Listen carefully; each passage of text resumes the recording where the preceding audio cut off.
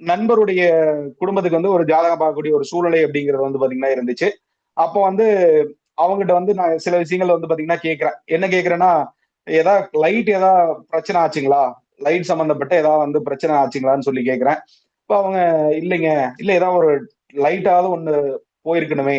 அந்த மாரி வந்து கேட்கிறேன். இல்லைங்க நார்மலா லைட் எல்லாமே நார்மலா இருக்கு. பக்காவா இருக்குன்னு சொல்ட்டாங்க. இப்ப லைட் அப்படிங்கிறது வந்து இப்ப சாதாரணமா புரிஞ்சுக்கோங்க. லைட் அப்படிங்கிறது நம்ம எப்பப்பலாம் போடுறோம்? நைட்டு தானே போடுறோம். லைட் அப்படிங்கிறது நைட்டு தானே போடுறோம். பகல்ல ஆமா, போடுறோமா? தேவைப்பட்டா பகல்ல யூஸ் பண்ணுவோம். அப்படிதானே? ஆமா, தேவைப்பட்டா நம்ம வந்து பகல்ல யூஸ் பண்ணுவோம். தேவையில்லாட்டி மேக்ஸிமம் நைட்ல தான் நம்ம வந்து யூஸ் பண்ணுவோம். அப்ப லைட் அப்படிங்கிறது வந்து சந்திரனுடைய காரகத்துவத்தை முழுமையாக வந்து பிரதிபலிக்குது அப்படிங்கிறத தெரிஞ்சுக்கணும். அத நோட் பண்ணிக்கோ.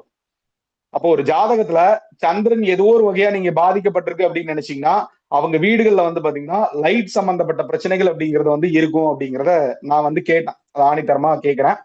அப்ப அவங்க பொண்ணு வந்து என்ன சொன்னாங்கன்னா, இப்ப எனக்கு ஒரு சின்ன விஷயங்களா இருந்தாலும் நம்ம வந்து கத்துக்கணும். சின்ன பொண்ணுகளா இருந்தாலும் நம்ம வந்து கத்துக்கணும். இந்த சின்ன பொண்ணு என்ன சொல்லுச்சுன்னா, "அப்பா நம்ம வீட்ல அந்த பேட்டரி வந்து யூஸ் ஆகாம இருக்குல்லப்பா. அது வந்து ரிப்பேரா இருக்குல்லப்பான்னு" சொன்னாங்க. அப்ப எனக்கு ரொம்ப ஷாக் ஆயிருச்சு. ஏன்னா நான் யோசிக்கவே கிடையாது.